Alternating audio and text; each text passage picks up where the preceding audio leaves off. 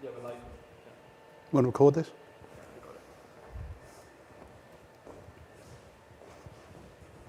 Hi everybody, Mark Cleghorn here. Welcome to the Photographer Academy and our live streaming that we're going to be doing most Wednesdays. So I hope you can kind of stop on by and actually get some ideas as well as some tips and tricks that we're looking to actually share with our members throughout the world and obviously any of our subscribers. The Photographer Academy is an online training resource for photographers, launched many years ago, almost 12 years ago now. And we're basically there for photographers, whether they're pro photographers or hobbyists, it's really down to you. What we're going to be looking to cover in a lot of our streaming events is basically real shoots, so you can kind of get to see behind the scenes and just kind of look at some of the techniques that I do. From time to time, we're going to have some guests as well. Just kind of getting going in here, just thought we'd set up a simple kind of studio with some ideas on the different backgrounds, the different setups that we're going to be running during the course of the series. The first thing I would say is obviously even if you're working in a very small space, is to ensure that each of those walls that are available is a technical a photograph ready to happen. When I'm setting up a studio space, as a rule, I usually run with 3 white walls. The 4th, obviously, wall is behind camera position or kind of where the editing goes on, whatever you would be. But what we're looking at in here is a large white wall running down my one side. Then we've got some colored backgrounds here, paper. I've just put a pop-up in the corner there just to kind of give you an idea in a very small space photography. Perhaps I'm a child photographer. We've just been doing a series on the Photographer Academy, which is the 10 steps to start a child photography business. And the space that we're looking at here is ample for what we would need. We've set up around about a 16 by 16 size of room, so it could be a small garage that you've converted or a small kind of office space that you get use of and so on. As far as the coloured backdrop's concerned, those can obviously be changed. Our studio is an old converted church, so basically we get to put our backgrounds up very high, which means that it's very expensive when the background roll gets towards the end because it can't reach the floor by the time we cut everything off. Over on this side then, we've just put up one of our event backgrounds on the frame. Takes about 20 minutes to actually put up. And then we've got a kind of a solid wall behind here, just as a kind of a movable wall, in fact.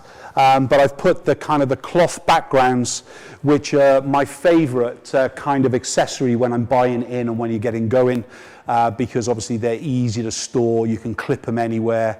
You can hang them from a rail or from a wire. It just depends on you.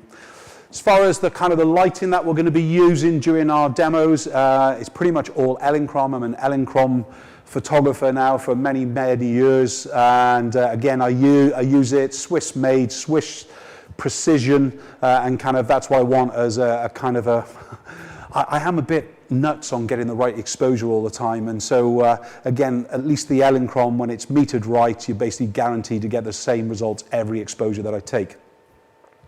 As far as the different accessories that we're going to be using, you're going to see everything from a budget background kind of illumination, like a reflector dish, some cheap gels, whatever it would be, going into the more expensive, elaborate ranges of some of the reflector dishes and beauty dishes with grids, before we work on the soft boxes, and we're going to be showing you everything from a kind of budget range right through the high end for the the budget.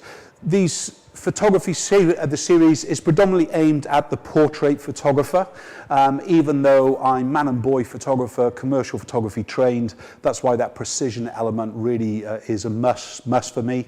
I know I'm old school and use a meter, but the reason that we do that is that every shot I take has got to be a guaranteed shot. So until I move the light or the subject moves closer or further away from the light, you're going to be seeing the images straight out of the camera, getting the the perfect shot right at source. So any post-production is going to be to enhance that image instead of fixing images. You're going to see us tethered as well. For those of you who know that I shoot into Capture One with tether tools. And basically you're going to see a tether tool cable, which is the orange bright part in all photographic sets, combined with the likes of a jerk stopper, which is the little element that stops you being able to pull it out of the camera by mistake or damage the camera ports.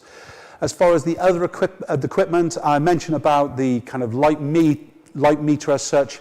it's not an essential piece of your kit. However, once you get in tuned with being able to expose perfectly within your photograph, you'll pretty much never go back again. Other little things that you're going to see kind of used in some of the setups as well are things like reflectors, large, small and mediums, depends on the kind of look that we want. They even double up as a wind machine if you waft them fast enough. But we're going to talk a little bit technique, a little bit kind of creativity, a little bit stylization, but if nothing else, these live sessions, I'm hoping that I'm going to inspire you to be a better photographer every time you pick up a camera. So again, check out the live sessions on both the Photographer Academy, record them for post-watch, or you can watch them here on YouTube, of course. See you on the first sessions, which start very, very soon.